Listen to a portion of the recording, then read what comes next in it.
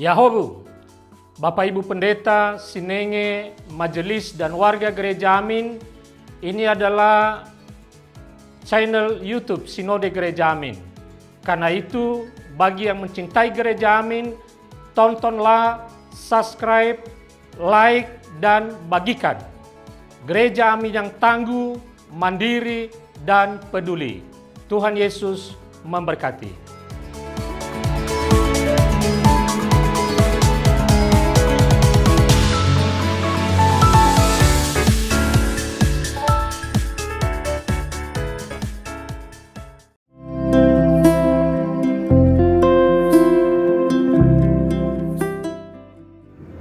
Hai Teens, jumpa lagi dalam TFC. Hari ini kita akan menyimak tulisan dari Pendeta Daniel Kristanto Gunawan yang berjudul Bertekun dan didasari pada Kisah Para Rasul 1 ayat 12-14 bersama saya, Kenneth Oswald. Mari bersama-sama sebelum kita memulai perenungan kita berdoa.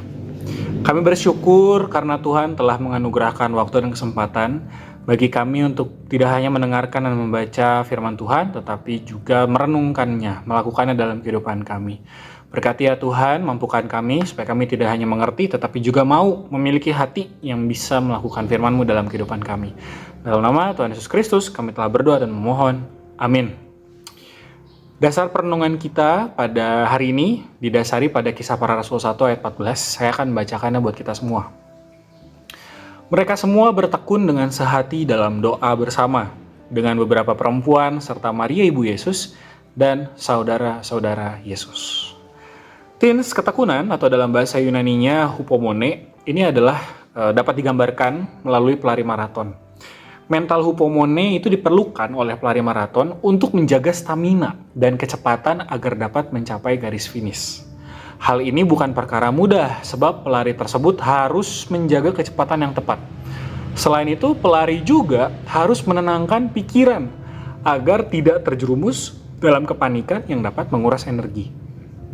Demikianlah gambaran karakter bertekun. Ada kesadaran untuk tetap menjaga kesungguhan hati dan tidak terlena. Setelah Yesus naik ke surga, para murid mengingat pesannya untuk bertekun dan menanti janji Allah akan pencurahan Roh Kudus. Ada di dalam Kisah Para Rasul 1 ayat 4. Roh Kudus yang dijanjikan menjadi kekuatan yang dibutuhkan para murid untuk menjalankan tugas pewartaan Injil.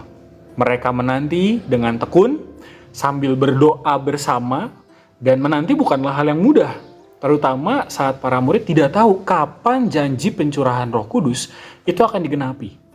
Godaan dalam sebuah penantian adalah ketidaksabaran. Para murid bisa saja tergoda untuk bertindak terburu-buru atau bahkan kehilangan kepercayaan pada janji Allah tersebut. Namun mereka memilih untuk bertekun menanti janji itu. Ketekunan mereka adalah wujud dari iman kepada janji Allah. Teens, perkembangan teknologi membuat berbagai hal dapat dilakukan dengan semakin cepat dan dengan semakin mudah. Akibatnya adalah kita jadi semakin sulit untuk tekun dan juga untuk sabar. Dalam kehidupan beriman, ketekunan menjadi sangat penting karena kita tidak hanya melatih kesabaran, tapi kita juga membentuk ketahanan kita untuk terus berproses bersama Tuhan. Oleh karena itu, mari kita belajar untuk terus tekun mengerjakan tanggung jawab kita saat ini. Di sekolah sebagai pelajar, di gereja sebagai umat, di rumah sebagai anak, bahkan di negara ini sebagai masyarakat yang baik. Kita berdoa.